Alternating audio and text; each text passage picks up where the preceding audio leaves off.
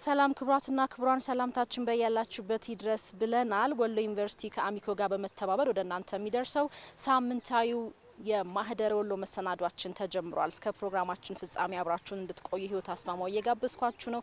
መልካም ጊዜ ይሆንላችሁ።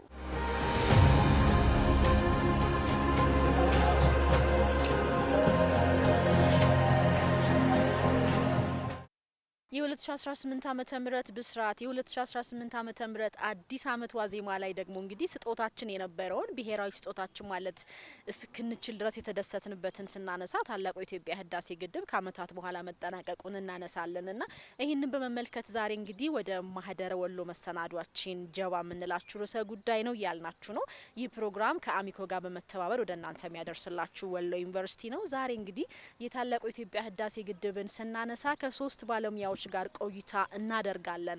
ቀዳሚ የምናደርገው ደግሞ እንግዲህ የውሃ ምህንድስና ባለሙያ ጋር ነው። እንግዲህ እሳቸው ጋር የተለያዩ ርዕሰ ጉዳዮች እናነሳለን። በተለይ ደግሞ የኢትዮጵያ የውሃ ሀብት አጠቃቀም አብረን የምናነሳው ጉዳይ በዓለም አቀፍ ደረጃ ደግሞ ተጠቃሚ የምትሆንበትን አጋጣሚ አብረን እናነሳለን። ከዛ ባለፈ ኢኮኖሚያዊ ጠቀሜታው እንደ ሀገር እንደ ዜጋ ብቻ ሳይሆን እንደ ጎረቤት ሀገራትም ብዙ ዘርፈ ብዙ ኢኮኖሚያዊ ጥቅም ይሰጣል። ከዛ ባለፈ ደግሞ እንግዲህ ፖለቲካዊ እይታውንም እንዳስሳለን። በ14 አመት ቆይታ ለምረቃ የበቃው ታላቁ የኢትዮጵያ ህዳሴ ግድብ ያለፉትን 14 አመታት በርካታ ውጣ ውረዶችን እንደ ሀገር ያለፍንበት መሆኑም ይጠቀሳል። ከመጀመሩ ጀምሮ በጣም ከፍተኛ ውጣ ውረድ የነበረበት ከዛም በፊት ኢትዮጵያ አባይን ተጠቅማ ምንም አይነት ልማት እንዳትሰራ ብዙ አጥር እና ብዙ እንቅፋቶች የተቀመጡበት መንገድ ነው። ከነዚህም ውስጥ አንዱ የውጭ ብድር ከዓለም አቀፍ ተቋማት ጋር ከአይኤምኤፍ፣ ከወርልድ ባንክ፣ ከሌሎችም አበዳሪ ተቋማትና መንግስታት ምንም አይነት ብድር እንዳታገኝ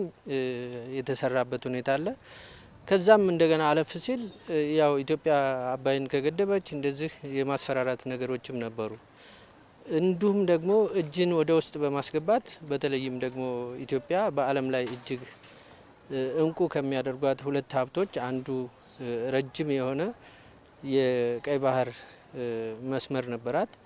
ከዛም ቀጥሎ እንደገና ደግሞ አባይ ነው አንዱ ትልቁ ኢትዮጵያን ትልቅ የሚያደርጋት እና ከፍተኛ የሆነ ውሃ አስተዋጽኦ አላት። ወደ 86% የሚሆነውን የናይል ኮንትሪቢዩት የሚያደርገው ብሉ ናይል የምንለው ወይም ደግሞ በእኛ አባይ ነው እና እዚህ ላይ ምንም አይነት ልማት እንዳይሰራ ብዙ እንቅፋት የተደረገበት ለብዙ ዘመን የቆየ ታሪክ ነው እና ታላቁ የህዳሴ ግድብ ግን ሲጀመር ህዝቡ በጣም የነበረውን እንጉርጉሮ የነበረውን ቁጭት የሰበረ በመሆኑ ከሊስትሮ እዚህኛ በር ላይ የነበረ ሊስትሮ ልጅ አስታውሳለሁኝ፣ ከነስሙም ማስታወስ ይቻላል። በጣም ከፍተኛ የሆነ ገንዘብ ነው ወደ 12,000 ብር አውጥቶ ቦንድ ገዝቷል። ጉልት የምትሰራ እናት፣ አርሶ አደሩ፣ ተማሪው ትምህርት ቤት ውስጥ ያለው እና ሁሉም ሰው ከፍተኛ የሆነ አስተዋጽኦ አድርጓል እና ያ ምንድን ነው የሚያሳየው ስንል ታላቁ የኢትዮጵያ ህዳሴ ግድብ በኢትዮጵያውያን ዘንድ አንድነትን የፈጠረ የእንችላለን እንደገና ደግሞ ማድረግ መገንባት እንችላለን የሚል በተለይም ደግሞ ሀገራዊ ስሜትና ከፍተኛ የሆነ ለሀገራዊ አንድነት ትልቅ አስተዋጽኦ ያበረከተ ግድብ ነው ማለት ይቻላል። ይህን ህዳሴ ግድብ ለማሳካት ኢትዮጵያ በጣም ብዙ ፈተናዎችን በጣም ብዙ ውጣ ውረዶችን ያሳለፈችበት እንደዚሁም ደግሞ በዲፕሎማሲያዊ አቅሟን በጉልህ ሚና ያሳየችበት ግዙፍ ፕሮጀክት ነው ማለት ነው። ለዚህም የራስን የተፈጥሮ ሀብትን በራስ አቅም የመጠቀም የሚለውን መርህ ትኩረት አድርጋ በመያዝ አሸንፋ የወጣችበት የዲፕሎማሲያዊ ጥንካሬዋን ያሳየችበት ግዙፍ ፕሮጀክት ነው ማለት ነው። ያው እንደሚታወቀው የታችኛው የተፋሰስ ሀገራቶች ይሄ ፕሮጀክት ከመነሻው ጀምሮ እስከሚጠናቀቅበት ጊዜ ድረስ እንዲስተጓጎል እንዳይሳካ የሚችሉትን ሁሉ አድርገዋል። ዓለም አቀፍ ጫናዎችን ፈጥረዋል። ነገር ግን እነዚህን ሁሉ በትዕግስት እና ዓለም አቀፍ ሕጎችን በመጠቀም አሸንፈን የወጣንበት ግዙፍ ፕሮጀክት ነው ማለት። የውጭ ሀገር ጣልቃ ገብነትን የተቋቋምንበት መንገድ በጣም አስደናቂ፣ የዲፕሎማቶቻችንን ትልቅ አቅም ያየንበት፣ ለወደፊትም ትምህርት የወሰርንበት እንቅስቃሴ ነበር። ምክንያቱም የድሮ የቆዩ የቅኝ ግዛት ዘመናት የአውሮፓ ስምምነቶችን ኢትዮጵያ ያልተሳተፈችባቸው ስምምነቶችን የ1929ን እና 59ን በማንሳት ነበር ሲከራከሩን የነበረው። ያ ደግሞ ህጋዊ ተቀባይነት የሌለው ምክንያቱም ኢትዮጵያ በአካል ቀርባ ያላጸደቀቻቸው ስምምነቶች ኢትዮጵያን ያላካተተ ስምምነት ስለነበር ያንን ቻሌንጅ ያደረግንበት እንደዚሁም ደግሞ የግብጽንም ይሁን የሱዳንንም ጫና ተቋቁመን ሉዓላዊነት ማረጋገጫ የ85% በላይ ትሪቢዩት የምናደርገውን የአባይን ወንዝ የመጠቀም ተፈጥሯዊ የሆነ መብታችን መሆኑን ዲፕሎማሲያዊ በሆነ መንገድ ያሳየንበት መንገድ በተለይም የአፍሪካን ችግር በአፍሪካውያኖች መንገድ መፈታት አለበት የሚለውን መርህ አጉልተን በማሳየት ማንኛውም አሜሪካ የተባበሩት መንግስታት ድርጅት የአውሮፓ ህብረት ያዘጋጁት የስምምነት ጉዳዮች ላይ በመሳተፍ ተፈጥሯዊ የሆነ መብታችንን እንደሆነ ያሳየንበትና ሉዓላዊነታችንን ያረጋገጥንበት ፕሮጀክት ነው።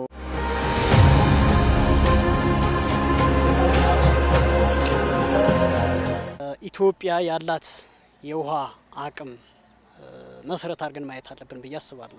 ምክንያቱም መነሻ ግድብ ጥናት መጠናቀቅ ስናነሳ የኢትዮጵያ የውሃ አቅም ምን ያክል ነው፣ ወደፊት የመልማት እድሏስ ምንድን ነው የሚለውንም አብረን ማየት ስላለብን ማለት ነው። ስለዚህ ሀገራችን ኢትዮጵያ የውሃ ማማ በተለይ በአፍሪካ ምስራቅ አፍሪካ ላይ የውሃ ማማ ሀገር ተብላ ነው የምትጠራው። ያም ማለት ምንድን ነው? ወደ 12 የሚሆኑ ታላላቅ የተፋሰስ ወንዞች አሉ በሀገራችን ላይ። በተለይ ደግሞ ከ12ቱ 8ቱ የተፋሰስ ወንዞች ከፍተኛ የሆነ ለኢትዮጵያ የመልማት እድልን የሚፈጥሩ አሁንም እያለሙ ያሉ ወደፊትም የመልማት እድላቸው ሰፊ ነው። ከነዚህ መካከል አባይ ቤዚን ወይም ደግሞ የአባይ ተፋሰስ ከፍተኛውን ድርሻ ይወስዳል እንደ ሀገር ማለት ነው። ስለዚህ የአባይን ተፋሰስ ብቻ እንኳ በምናይበት ጊዜ እንደ አጠቃላይ የሀገሪቱን ከፍተኛ የሃይድሮ ፓወር ወይም ደግሞ የኤሌክትሪክ ኃይል የማመንጨትና የመስኖ ልማት የማልማት እድል ከፍተኛ ሚናውን ይወስዳል ማለት ነው። ከ1956 እስከ 1964 በአጼ ኃይለ ሥላሴ ዘመነ መንግስት በዩናይትድ ስቴትስ ሪክላሜሽን ኦፍ ቢሮ የተጠናው ጥናት እንደሚያመለክተው አባይ ላይ ወደ 33 ግድቦች የመገንባት እድል አላቸው። ከነዛ መካከል ነው እንግዲህ አንዱ የህዳሴ ግድብ አሁን የተገነባው ማለት ነው።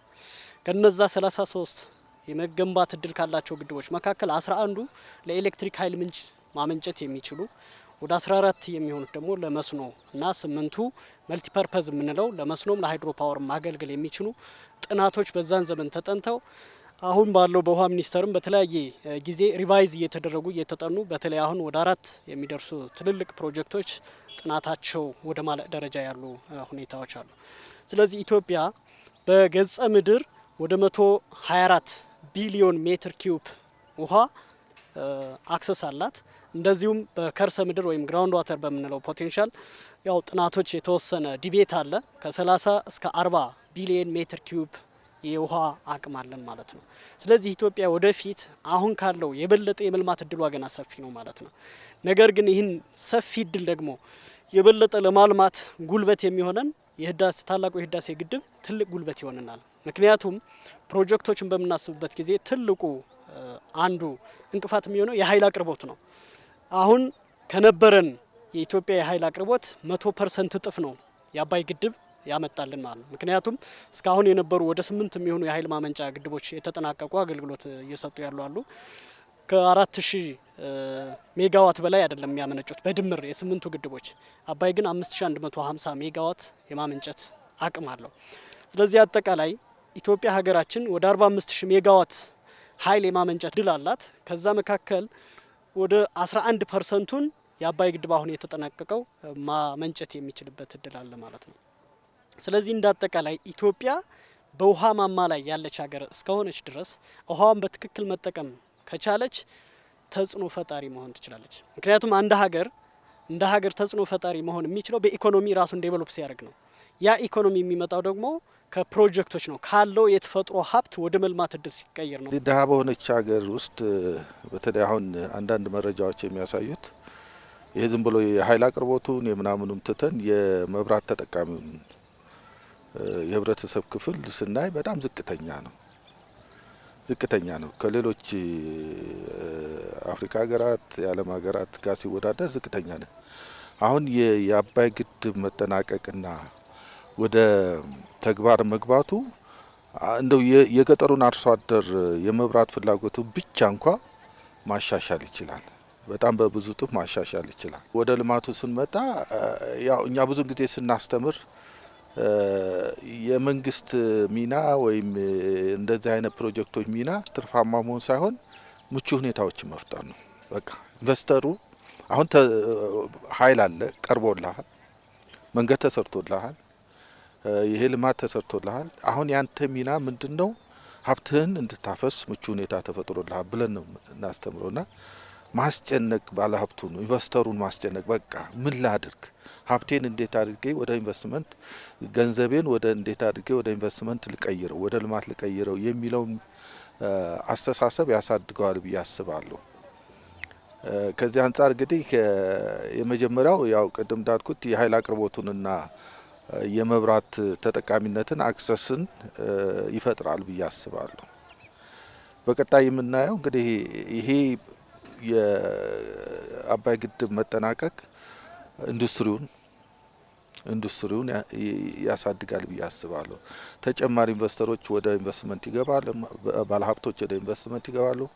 ወደ ኢንቨስትመንት የሚገባ ከሆነ እንግዲህ በሀገራችን ኢኮኖሚ የኢንዱስትሪ ያለውን ድርሻ ከፍ ያደርገዋል ብዬ አስባለሁ። ከዛም በመቀጠል ያው ተደጋግሞ እንደተገለጸው እንግዲህ ያው አሁን ሶቪየት ህብረት ማነው ሩሲያ አውሮፓን እንዴት ነው እያያዘች ያለችው? ቀድማ የፈጠረችው ትስስር ነው፣ የኃይል ትስስር ነው። ጋዝ የምታቀርበው እሷ ናት፣ ነዳጅ የምታቀርበው እሷ ናት። አሁን ያንን በጥሰው መሄድ አልቻሉም እነሱ፣ ምክንያቱም ይጎዳሉ መልሰው። አሁን ይህን ጋዝ አልገዛም ነዳጅ አንገዛም ቢሉ ተጎጂዎቹ ራሳቸው አውሮፓውያኖች ናቸው። ያንን ያሰቡ ይመስለኛል አሁን ፈጥነው በሩሲያ ላይ ጫና ማድረግም ያልቻሉ። ኢትዮጵያም አሁን በዚህ አባይ ግድብ ላይ አንደኛ አካባቢ ሀገሮችን ታስተሳስራለች፣ በኃይል ታስተሳስራለች። ሁለተኛ በኃይል በማስተሳሰሯም የውጭ ምንዛሬ ታገኝበታለች። ያ የሚገኘው የውጭ ምንዛሬ መልሶ ወዴት ይውላል? ወደ ልማት ይውላል። ቅድም እንዳልኩት አሁን የገንዘብ አቅርቦቱን አሁን ኢንቨስተሩ ኃይል ቀርቦለታል። የሚቀረው ምንድነው? የገንዘብ አቅርቦት ነው። በተለይ የገንዘብ አቅርቦት የውጭ ምንዛሬ አቅርቦቱ ፈተና ነው የሚሆነው። ይሄ ከዚህ የሚገኘው ገቢ የውጭ ምንዛሬ አቅርቦቱን የኢትዮጵያን የውጭ ምንዛሬ አቅርቦት ያሻሽላል ብዬ አስባለሁ። ይሄ ያለው እንግዲህ ያው ቅድም እንግዲህ ፖለቲካል ሳይንቲስቶቹ ቢገልጹት ይመጣ ይሄ ጂኦፖለቲካል ኢንፍሉዌንሳ ማነው ተጽዕኖ ይጨምራል ብዬ ነው ማስበው እና እኔ በጣም ብዙ ጠቀሜታ ብዙ ዘርፈ ብዙ ጠቀሜታ አለው ብዙ ነገር። አሁን እኔ አጋጣሚ አካባቢውን አሁን ፕሮጀክቱ ያለበትን አካባቢ በ1997 ዓመተ ምህረት ማነው 77 ዓመተ ምህረት ድርቅ በነበረበት ጊዜ ፍሬሽማን ሁኜ የሰፋሪ ቤት ትሰራላችሁ ተብሎ አዲስ አበባ ዩኒቨርሲቲ ወደ ቤንሻንጉል ሄጄ ነበረ። አጋጣሚ እኔ 6 ኪሎ ስለነበር እዛ ሄጄ ነበረና ያው የአካባቢውን ሰው አውቀዋለሁ፣ መሬቱን አውቀዋለሁ እና ለዛ አካባቢ የሚሰጠው ጸጋ ራሱ ቀላል አይደለም። እንደሰማነው ምን ያህል ቶን አሳ እየተመረተ እንደሆነ እንግዲህ እዛ አካባቢ ያለው ወጣት ስራ እድል ያንን አካባቢ ራሱ ኢንቫይሮንመንቱን በመቀየሩ በኩል እኔ ትልቅ ሚና ይኖረዋል ብዬ አስባለሁ። የህዝቦችን የዘመናት ቁጭት የተበቀልንበት ነው ይባላል። እንግዲህ ታላቁ የኢትዮጵያ ህዳሴ ግድብ ሲነሳ ይህ ታዲያ የይቻላል ጉልህ ማሳያ ስለመሆኑም አብሮ የሚነሳ ነገር ነው። ከዚህ ጋር በተገናኘ የታላቁ የኢትዮጵያ ህዳሴ ግድብ ከመጀመሪያው እስከ መጠናቀቂያው በነበረበት ጊዜ ሀገራችን ኢትዮጵያ ለተለያዩ ማዕቀቦች እንድትዳረግ የሚያስቻለበት ሁኔታ አብሮ ይነሳል። ከዛ ባለፈ ደግሞ እንደ ሀገር ብቻ ሳይሆን እንደ አፍሪካ አህጉርም ጠንካራ ነገር የታየበት ለሁሉም አፍሪካውያን ኩራት መሆን የቻለ ታላቅ ስራ መሆኑን ነው ምሁራን የሚያነሱት። የተለያዩ ማዕቀቦች ገጥመዋታል በዚህ ህዳሴ ግድብ ምክንያት ሀገራችን ኢትዮጵያ። እነዛ ማዕቀቦችም አንደኛ የውሃ ሙሊቱ ሂደት እንዲጋተት ጊዜ እንዲፈጅብን አድርጓል። ሁለተኛ የገንዘብ ወጪ ከፍ እንዲል አድርጓል። ፋይናንሻል ኮስታችን ከፍ እንዲል አድርጎብናል። ይህንም ሆኖ ግን ኢትዮጵያ ቻሌንጅ አድርጋ እነዚህም ሁሉ ተቋቁማ አሳክተዋለች። የህዳሴው ግድብ የኢትዮጵያ ድል ብቻ ሳይሆን የአፍሪካውያኖችም ድል ነው። አፍሪካውያኖች እንደምንችል ያሳየንበት ግዙፍ ፕሮጀክት ነው።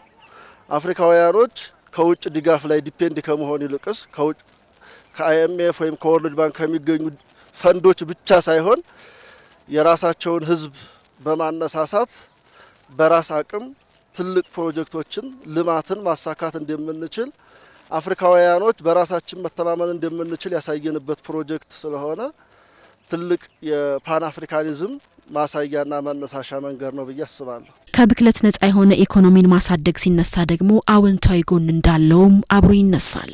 አዲስ አስተሳሰብ ነው የመጣው የዚህ ከብክለት ነጻ የሆነ ኢኮኖሚ የማሳደግ ሁኔታ። እሱንም አሁን እንግዲህ እየተባለ ነው በብዙ አይደለም ኢንዱስትሪው መኪኖቹ ራሱ በመብራት በኤሌክትሪክ ኃይል እንዲሰሩ እየተደረገ ነው። ያ ምንድነው አንዱ ጠቀሜታ? አንደኛው ያው ከውጭ ወደ ውጭ ነዳጅ የምታስገቡበትን የውጭ ምንዛሬ ሊቀንስ ይችላል። ሁለተኛ ደግሞ የአካባቢ ብክለትን ይቀንሳል ተብሎ ስለዚህ በዚህም በኩል እኔ የራሱ ትልቅ አስተዋጽኦ ይኖራል። እኔ ትልቁ ድሀ ሆነሽ መቼም በማንም ላይ ተጽዕኖ ማድረግ አትችይም። ሀብት እየጨመረ አሜሪካ እኮ ዛሬ ሀብት ስላላት እኮ ነው በዶላሩ ብቻ እንኳ ዓለምን የምታንቀጠቅጠውና እኔ ሀብት ካለ ተወዳዳሪነት ካለ የሚኖርሽ የተጽዕኖ መጠን ይጨምራል ብዬ አስባለሁ። የውሃ ሀብት አጠቃቀም መብት ሲነሳ ደግሞ በርካታ ድንበር ተሻጋሪ ወንዝ ያላት ኢትዮጵያ በሀብቱ የመጠቀም የመልማት መብቷ ደግሞ በዓለም አቀፍ ድንጋጌዎችም የተቀመጠ ነገር ነው። ያለን የውሃ ሀብት የመጠቀም መብታችን ዓለም አቀፍ ሕጎች አሉ። በተለይ ኢትዮጵያ ላይ ካሉት 12ቱም ቤዚኖች መካከል 97% ድንበር ተሻጋሪ ወንዞች ነው ያሉን። እነዚህ ድንበር ተሻጋሪ ወንዞች ደግሞ በጋራ የመልማትና በጋራ የመጠቀም ዓለም አቀፍ ሕጎች አሉ። እነዛን ዓለም አቀፍ ሕጎች መሰረት አድርጋ ኢትዮጵያ ራሷን በራሷ የማልማት እድሉ አላት። ስለዚህ በዓለም አቀፍ ሕጉ መሰረት አንድ ትልቅ አገር አቋራጭ ወንዝ ላይ እስከ 80-85% የላይኛው ተፋሰስ ሀገሮች የማልማት መብት አላቸው። ነገር ግን ከ15-20% የሚሆን ለታችኛው ተፋሰስ ሀገር ውሃውን የመልቀቅ ግዴታ ነው ያለባቸው ማለት ነው። ስለዚህ አጠቃላይ ባላት ሪሶርስ ላይ ኢትዮጵያ የመጠቀም መብት አላት። ነገር ግን ትልቅ ቦትልኔክ ሆኖ ወይም ደግሞ ማነቆ ሆኖ የያዛት የኢኮኖሚ የአቅም ውስንነት እንጂ የመልማት እድሏን መወሰን የማትችልበት ህጎች የሌሉ ሆነው አይደለም። ህጎቹ ይደግፏታል። በዛ ህግ መሰረት ያላትን የተፈጥሮ ሀብት የመጠቀም መብት አላት። ተጠቅማሚ የመልማት እድል አላት። ስለዚህ ኢኮኖሚካሊ ራሳችን ዴቨሎፕ የምናደርግ ከሆነ ያሉት ዓለም አቀፍ ህጎች አገር አቋራጭ ወንዞችን ከማልማትና ከመጠቀም የሚከለክላት አይደለም። አንደኛ የላይኛው ተፋሰስ ሀገራት እንደ ኢትዮጵያ ያሉ ሀገራት ራሳቸውን በልማት ሲያዳብሩ የታችኛው ተፋሰስ ሀገራት የበለጠ ተጠቃሚ ስለሚያደርጋቸው አንደኛ ኢንቴግሪቲ ይመጣል። ሁለተኛ የጋራ ኢኮኖሚ ተጠቃሚነት ይመጣል። ከዛ ባለፈ ደግሞ ናቹራል ፍሰት አለው። የተፈጥሮ ሀብቱ በተለያየ ምክንያት በዝናብ ስርጭትም ሊሆን ይችላል የሚዛባበትን ሁኔታ የክላይሜት ቼንጅ የምንለውን ያን የመጠበቅ እድሉ ከፍተኛ ስለሆነ ማለት ነው። ስለዚህ ባላት የተፈጥሮ ሀብት ላይ የመልማት እድሏ ከፍተኛ እስከሆነ ድረስ የዓለም ህጎች ይደግፏታል እንጂ ያን ያክል የሚያመጣባት ተጽዕኖ የለም። አገር አቋራጭ በሆኑ ወንዞች ላይ የመጠጥ ውሃ፣ መስኖ፣ ኤሌክትሪክ ኃይል የማመንጨት እድላችን ጋር በተመለከተ ኢትዮጵያ ከፍተኛ የሆነ የኃይል የማመንጨት እና መስኖ የማልማት እድል አላት። በመስኖ በምንሄድበት ጊዜ ወደ 11 ሚሊዮን ሄክታር የማልማት እድል አላት። ግን እስካሁን የሚያሳዩት ጥናቶች ከ5-20% ነው እስካሁን እያለማን ያለ ነው ማለት ነው። ስለዚህ ወንዞቻችን የሚገደቡ ከሆነ ኢትዮጵያ በምግብ ዋስትና ራሷን የመቻል እድሏ ሰፊ ነው። አንደኛ የመልማት እድል ከፍተኛ የሆነ የኢሪጌሽን ኤሪያ ስላለ ያን ማልማት እንችላለን። ሁለተኛ አብዛኛውን የገጠሩ ማህበረሰብ ስናይ እስካሁን ባለው በኤሌክትሪክ አክሰስ የሚያደርገው ከ45-50% ያለው ማህበረሰባችን ነው ኤሌክትሪክ እያገኘ ያለው። 60% በላይ ያለው የሀገራችን ማህበረሰብ ኤሌክትሪክ ኃይል ወይም ደግሞ የኃይል እያገኘ አይደለም ያለው። ይህ ደግሞ ዋነኛ ምክንያቱ ምንድነው? እስካሁን ግድቦች ስላልገደብንና ኤሌክትሪክ ኃይል ማመንጨት እስካልቻልን ድረስ ሀገራችን ማህበረሰቦች ወይም ደግሞ ህዝባችን በኤሌክትሪክ ኃይል ተጠቃሚ አይደለም። ትራዲሽናሊ እስካሁን በኮበትና በእንጨት ማገዶ ነው እየተጠቀሙ እናቶቻችን ለጤና ችግር እየተዳረጉ ያሉት ማለት ነው። ስለዚህ የአባይ ግድብ መጠናቀቁ አንደኛ የገጠሪቱ የሀገራችን ክፍል መብራት የማግኘት እድሏ እየሰፋ ይሄዳል። ይህ ሲባል ምናልባት በባለሙያ እይታ ስናየው መቼና እንዴት የሚለውን መተንተን ሊቻል ይሆን ይችላል። አሁን ኢሚዲየትሊ አባይ ያለቀ ማለት ነገ ከነገ ወዲያ ሁሉም ማህበረሰባችን መብራት አክሰስ ያደርጋል ባንዴ ማለት አይደለም። ምክንያቱም መሰረተ ልማቶች መስፋፋት አለባቸው። መንገዶች መሰራት አለባቸው። የግሪድ ሲስተማችን መስተካከል አለበት። ከጉባ ተነስቶ ወደ መላው የሀገራችን ለማሰራጨት የኤሌክትሪክ ኃይሉን ከፍተኛ የሆነ ትራንስሚሽን ሲስተም ያስፈልጋል ማለት ነው። እነዛ እስከሚዘረጉ አሁንም ምናልባት መብራቱን አክሰስ ባለማድረግ እንዴ ተገደበ አይደል መቼ ነው ታዲያ ችግራችን የሚቀረፈው የሚል ጥያቄ ሊያስነሳ ይችላል። ይህ ፕሮሰስ ነው፣ ሂደት ነው። በሂደት ግን አብዛኛው የሀገራችን ክፍል መብራት የማግኘት እድሉ እየተስፋፋ የሚሄድበትና እንደ አጠቃላይ ግን ካነሳሽልኝ ጥያቄ ኢትዮጵያ ባላት የተፈጥሮ ሀብት በተለይ በውሃ ላይ የመጠቀም መብቷን የሚከለክሉ ህጎች የሉም። ዓለም አቀፍ ህጎች የበለጠ እንድናለማ የሚደግፉ ናቸው። ምናልባት ግን ልንቸገር የምንችለው አሁንም አባይ ላይ ደርሶብን እንደነበረው ተጽዕኖ የውጭ ፈንድ እርዳታዎችን በግብጽና በተለያዩ የፖለቲካል ኢሹ ምክንያት እድሎች ላይኖሩ ይችላሉ። አሁንም ልክ እንደ አባይ ህብረተሰቡን ንቅናቄ ውስጥ በማስገባት በህብረተሰብ ንቅናቄ ማልማት ያለብን ብዙ ነገሮች ይኖራሉ። ታላቁ የኢትዮጵያ ህዳሴ ግድብ በአንዳንድ ሀገራት ኢትዮጵያ በጠላትነት እንድትፈረጅ ያደረገበትን አጋጣሚ እንመለከታለን። ነገር ግን በትክክለኛው መንገድ መመልከት ሲቻል ደግሞ እነ ግብጽና ሱዳን በይበልጥም ተጠቃሚ መሆን የሚችሉበት አጋጣሚ ሰፊ መሆኑን እንግዲህ የዘርፉ ባለሙያዎች ይጠቅሳሉ። ለጎረቤት ሀገሮች ያለው ጠቀሜታስ እንደ ውሃ ምህንድስና ያለው እይታ ምንድን ነው ወደሚለው ስንመጣ በተለይ በዋናነት ተጠቃሚ የሚሆኑት ግብጽና ሱዳን ናቸው። ምክንያቱም አባይ ከመገደቡ በፊት ወደ ግብጽና ሱዳን የሚሄደው የደለል ብዛት ከፍተኛ ነው የነበረው ወይም ሴድመንት የምንለው ማለት ነው። ስለዚህ አባይ በመገደቡ ምክንያት ሱዳን ላይ ያለው ኢሮዘሪ የሚባል ግድብ አለ፣ የኃይል ማመንጫ። እዛ ላይ የሚሄደው ደለል በመቅረቱ ምክንያት ሱዳን ተጨማሪ የኤሌክትሪክ ኃይል የማመንጨት እድሏ እየጨመረ ይሄዳል። ምክንያቱም ይህ ደለል ኢትዮጵያ ላይ ባይቀር ኖሮ ሱዳን ያላት እድል ፈንታ ምንድነው? ወይ ግድቡን ማራዘም ነው የምትችለው፣ ካልሆነ ሴድመንቱን ለማስወገድ ከፍተኛ የሆነ ወጭ ያስፈልጋታል ማለት ነው። በተመሳሳይም ሱዳን ላይ የሚለማው የመስኖ አውታሮች በደለል እየተደፈኑ ወይም ደግሞ በደለል እየተሸፈኑ ከፍተኛ የሆነ ኢኮኖሚ ወጭ ያስወጣቸው ነበረ። ስለዚህ ደለሉ ኢትዮጵያ ላይ መቅረቱ ለሱዳንም ለግብጽም ከፍተኛ ጠቀሜታ አለው። ከዛ ባለፈ ሱዳን በከፍተኛ ሁኔታ በጎርፍ ትጠቃ ነበር። አሁን የአባይ ግድብ መገደቡ ምን ይጠቅማታል? ውሃው ሪጉሌት ሆኖ ነው የሚሄደው ወይም ደግሞ በተመጣጠነ መልኩ ሪጉሌት ሆኖ ስለሚሄድ በሱዳንና በግብጽ ላይ የሚያደርሰው የጎርፍ አደጋ ይቀንሳል። ከዛም ባለፈ ከፍተኛ የሆነ የአየር ንብረት ለውጥ ላይ ጠቀሜታ አለው አባይ። ምክንያቱም በአየር ንብረት የጎርፍ አደጋና ድርቅ ናቸው የሚታወቁት። እኔ የፒኤችዲ ዲዘርቴሽን ሙሉ በሙሉ በድረውት ላይ ወይም በድርቅ ላይ በ8 የኢትዮጵያ ሪቨር ቤዚኖች ላይ ነበር የሰራሁትና በዛ ባየሁትም ጥናቶች ግብጾች ድርቅ ቢኖር ምን ያክል ውሃ ኢትዮጵያ ሊለቅልን ትችላለች፣ የውሃ አከፋፈል የሚለው የፖለቲካል ሳይንስ በደንብ እሱ እንዲያብራሩት ይችላሉ። በዛ ላይ ነው ትልቅ ቢግ ኢሹዋ። እንደ ጥናቴ ውጤትና ሌሎችም ጥናት ተመራማሪዎች እንደሰሩት ከሆነ ግን በግብጽ ላይ የበለጠ ግድቡ በመገደቡ በድርቅ ጊዜ ተጠቃሚ ያደርጋታል እንጂ የሚጎዳት የለም። ምክንያቱም ሱዳን ግብጽ ላይ ያለው አስዋን ግድብ 10 ቢሊየን ሜትር ኪዩብ ነው በትነት ወይም ደግሞ ኢቫፖሬሽን በምንለው የምታባክ ነው ማለት ነው። ኢትዮጵያ ላይ ግን ከ2.5 እስከ 3 ቢሊየን ሜትር ኪዩብ ነው የመትነን እድል ያለው። አንደኛ ሃይላንድ ኤሪያ ስለሆነ የትነት መጠኑ ዝቅተኛ ነው፣ ጎርጅ ውስጥ ነው ያለው። ግብጽ ላይ ግን ለውላንድ በመሆኑና በጣም ዝቅተኛ ቦታ ከፍተኛ የሆነ ቴምፕሬቸር ያለበት ስለሆነ ከፍተኛ ትነት አለ። ስለዚህ በድርቅ ጊዜ አባይ ባይገደብ ኑሮ ወንዙ ላይ ከኢትዮጵያ ግብጽ እስከሚደርስ የሚተንበት እድል ከፍተኛ በመሆኑ አሁን ግን ስቶር ያደረገው ዋተር አለ። በዛ ምክንያት ግብጽም ሱዳንም ተጠቃሚ የሚሆኑበት እድል ነው ያለው። የአባይን ጉዳይ ስናነሳ አሁንም የሚያልቅ አይደለም።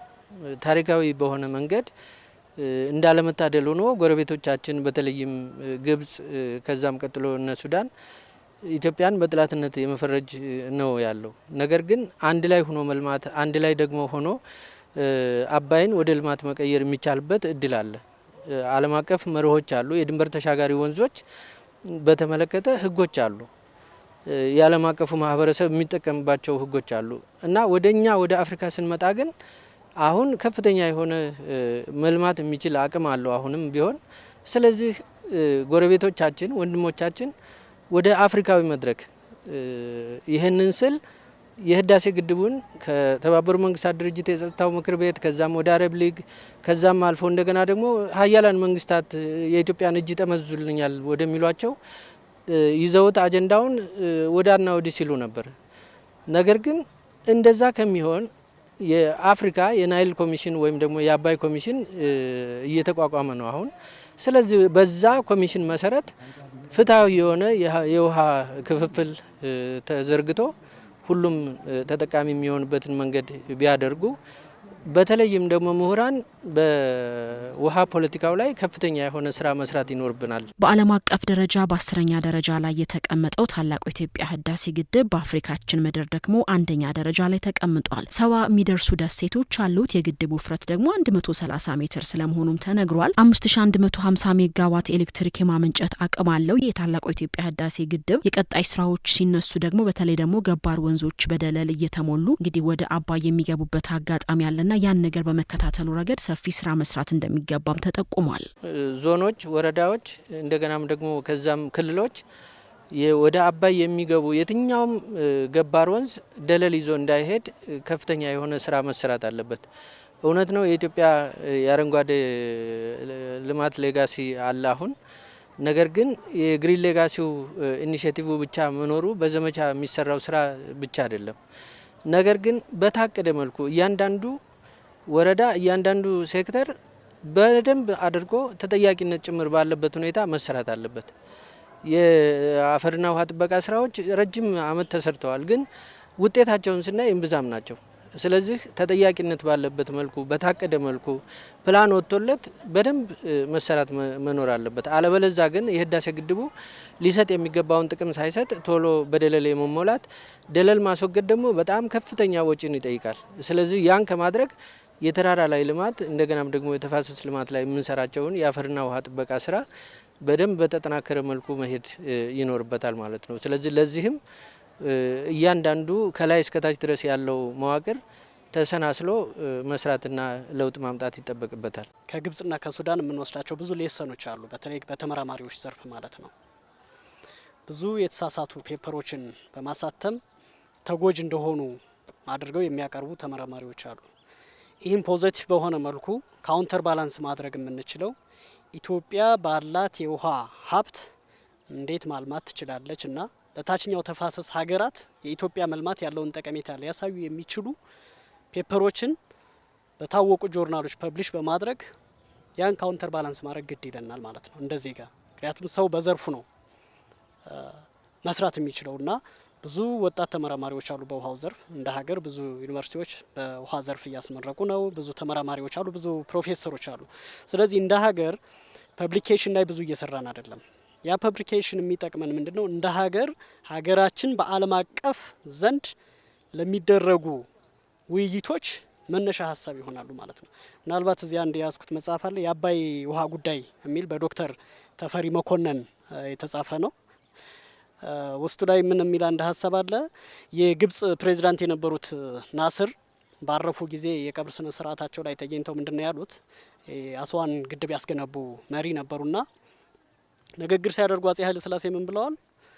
የናስር አያቶች ለሙታን ታላላቅ ፒራሚዶችን ሰሩ፣ ናስር ግን ለግብፃውያንና ለህያዋን ታላቅ ግድብን ገድበው ሞቱ የሚል ንግግር አድርገው ነበር። ስለዚህ የሀገር መንግስታት፣ ተመራማሪዎች፣ አጠቃላይ ሀገር አቀፍ በሀገራችን ያሉ ሁሉም በየዘርፉ ለሀገር ማበርከት ያለብንን አስተዋጽኦ እስካላበረከትን ድረስ በብቻ በሆነ አካል ብቻ ለውጥ ሊመጣ አይችልም ማለት ነው። ስለዚህ ተመራማሪዎችና የሀገር መንግስታት ለነገው ትውልድ ምንድን ነው የምንሰራ? ዛሬ ብዙ ኢሹ ሊኖረን ይችላል። ነገን ማየት እስካልቻልን ድረስ ግን ለትውልድ የሚተርፍ ስራ መስራት አይቻልም ማለት ነው። ስለዚህ ኢትዮጵያ ወንዞች በአባይ ላይ ተገደበ ብለን ቁጭ የምንልበት ጉዳይ አይደለም ነው። ብዙ ወንዞቻችን ቅድም መነሻው ላይ እንዳልኳችሁ 97% የኢትዮጵያ ወንዞች ወደ ውጭ ነው እየፈሰሱ ያሉ። እነዛን አልምተን በምግብ ዋስትና ራሳችን እስካልቻልን ድረስ የድርቅ ምልክትና የረሃብ ምልክቱን ሀገራችን መቀጠል የለባትም ማለት ነው። መልማት እንችላለን። ለመልማት ግን በጋራ መስራት አለብን።